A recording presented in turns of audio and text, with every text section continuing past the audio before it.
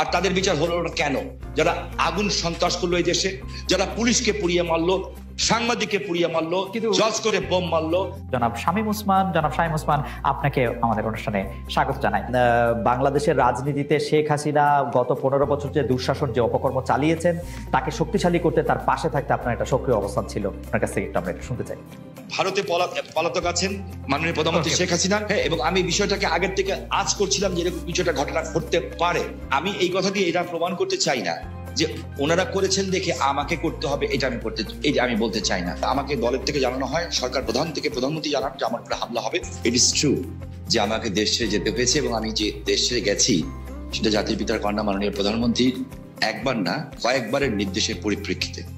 আমি আমাদের সজীবদের জয় একটা ফেসবুকে এই যে আমেরিকা গত 2 দিন আগে একটা স্ট্যাটাস দিয়েছেন, 3-4 দিন আগে, অধ্যাপক ইউনূস শান্তির জন্য নোবেল পুরস্কার দেওয়া হয়, যাদেরকে আমরা শ্রদ্ধা করি এবং সারা জীবন করবো।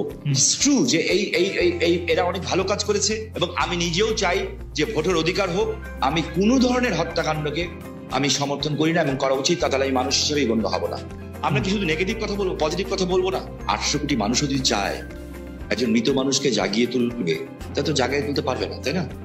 তো একজন মানুষকে আমি গুম করে দিব, খুন করে দিব, এই বিষয়টাকে আমি একজন মানুষ হিসাবে, আমি যদি মৃত্যু হয়ে যায় আমি কোনোদিন এটাকে সাপোর্ট করব না।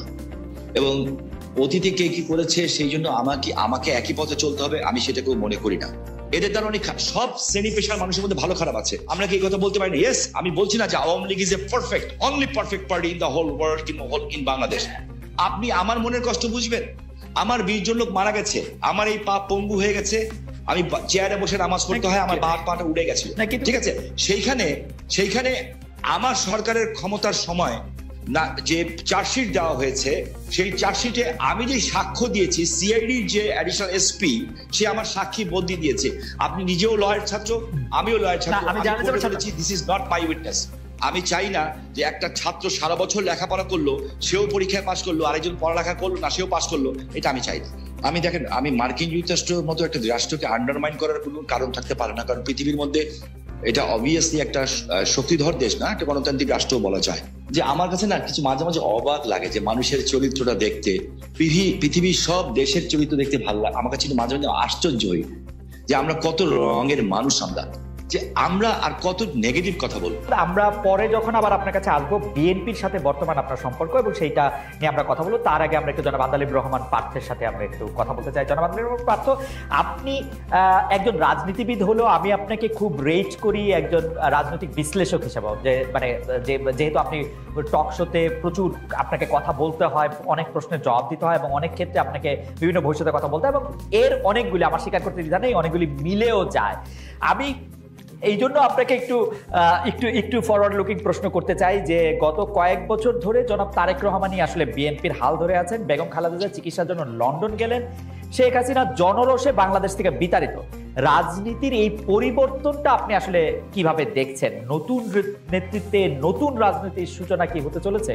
বিশেষ করে 90-এর পর যদি আমরা আওয়ামী লীগ ও বিএনপির শাসনকাল যদি বিশ্লেষণ করি, সরকারে বা ক্ষমতায় এলে মানে এটা একটা এই প্রশ্ন বারবার হচ্ছে যে তারা যে গণতান্ত্রিক থাকবেন, কর্তৃত্ববাদী হবেন না, সেরকম কি মনে হচ্ছে? মানে এই নেতৃত্বে যারা আছেন, এটা তো অবশ্যই ঠিক, জনাব তারেক রহমানই আসলে 20-22 বছর ধরে অন্ততপক্ষে দলের ডেপুটির হালটি ধরে আছেন, কিন্তু মানে এই নেতৃত্বের ক্ষেত্রে কি কোনো পরিবর্তন আসছে? ব্যক্তি মানুষ না, আদর্শের, দৃষ্টিভঙ্গির আপনি কিভাবে দেখছেন? আপনাকে ধন্যবাদ খালেদ, আপনি তো অনেক ওয়াইড একটা প্রশ্ন করেছেন আমাকে। আমি একটু ব্যাকগ্রাউন্ডে যাব। দেখুন, আপনি সমষ্টিগতভাবে যদি বাংলাদেশের রাজনীতির অবস্থা দেখেন, গত 17 বছরে যে একটা ভীতির সংস্কার, ভীতির একটা সংস্কৃতি আমাদের রাজনীতিতে ছিল, যার কারণে 17 বছর কিংবা 20 বছরে ভালো মানুষগুলি রাজনীতি থেকে দূরে সরে যায়। এই কারণে অফকোর্স একটা ভ্যাকুয়াম সৃষ্টি হয় রাজনীতিতে, কারণ 17 বছর আপনি জানেন যে কোনো রাজনীতি করতে গেলেই একটা গুম খুনের একটা ধারণা ছিল, বা মানুষ রাজনীতিবিদদের উপরে কেন জানি বলবো না, মানুষের যথেষ্ট রিজন ছিল রাজনীতিবিদদের থেকে দূরে সরে যাওয়া। এবং বলে না যে জোকাররা যখন পার্লামেন্টে যায় তখন জোকাররা মেম্বার অফ পার্লামেন্ট, মানে পার্লামেন্টটা সার্কাস হয়ে যায়। গত 3টা বছর, তিনটা টার্ম অনেকটা এরকমই একটা অবস্থান ছিল। তো এ কারণে আর তারেক রহমান সাহেবকে নিয়ে আপনি যে কথাটা বললেন, উনি গত 10, 12, 15 বছরে যেভাবে বিএনপিকে বিদেশে বসে যেভাবে নেতৃত্ব দিয়েছেন এবং নিচ থেকে ওপর পর্যন্ত, সত্যি কথা বলতে উনি আওয়ামী লীগের মাথা কাট করে যে বাইরে থেকে সাংগঠনিকভাবে উনার যে নেতৃত্ব ছিল, ন্যাচুরালি বিএনপি ভাঙতে পারেনি, বিএনপি পথচ্যুত হয়নি বা অন্যদিকে যায়নি।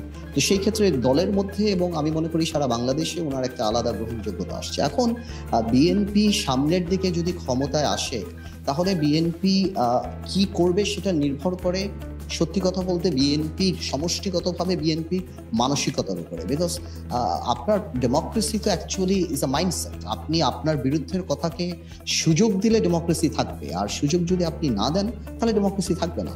তো এটা সম্পূর্ণরূপে একটা মাইন্ডসেটের ব্যাপার। এখন বিএনপি যদি ওনার কর্মকাণ্ডে বা বিএনপির কর্মকাণ্ডে যদি সেই রিসিপিয়েন্ট বা ওই রিসিভিং এন্ডে থাকতে পারে বা ওই মানসিকতা থাকতে পারে, এবং এই 17 বছর এত কিছু দেখার পরে যে আপনার রাষ্ট্র পরিচালনায় ব্যর্থতা বা পতন, বা যেটা পতন বলবো না, আওয়ামী লীগের তো যেটা আমি আপনাকে আনঅফিসিয়ালি বলেছি যে আওয়ামী লীগ এমন একটা রাজনৈতিক দল যার বাংলাদেশে শুধু রাজনৈতিক পতন হয় না, সামাজিক পতনও হয়েছে।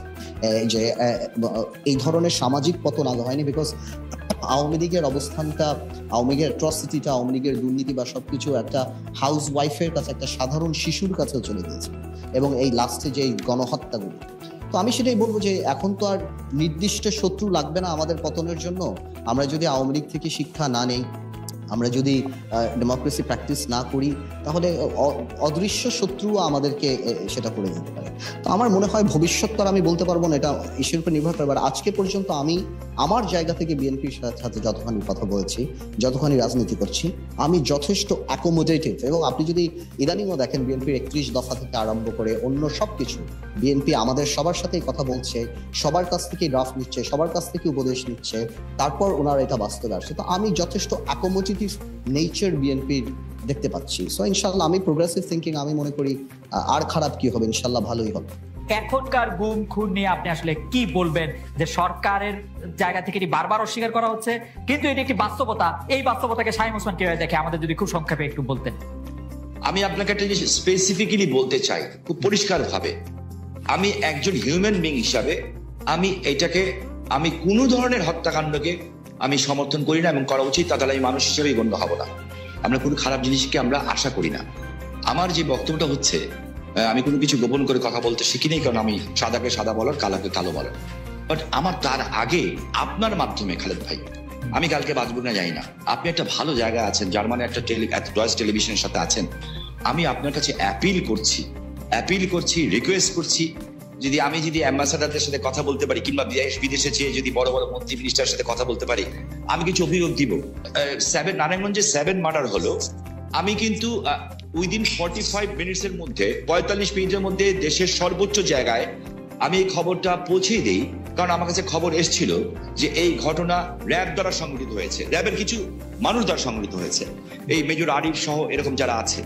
বিকজ তারা ডিস্ট্র্যাক্ট হয়ে গেছিল, যেহেতু আমি এলাকার মানুষ, আমাকে সবকিছু খবর রাখতে হয়, এবং আমি স্বরাষ্ট্রমন্ত্রী মহোদয়কেও জানিয়েছিলাম বিষয়টা, যে something is going on, but এত বড় দুর্ঘটনা হবে এটা আমি বুঝতে পারিনি। কিন্তু দেখেন, যখন এই ঘটনা ঘটলো, আমি কিন্তু আমার ভয়েস রেজ করেছি, এবং এই জন্য আমার জীবনের শঙ্কা ছিল।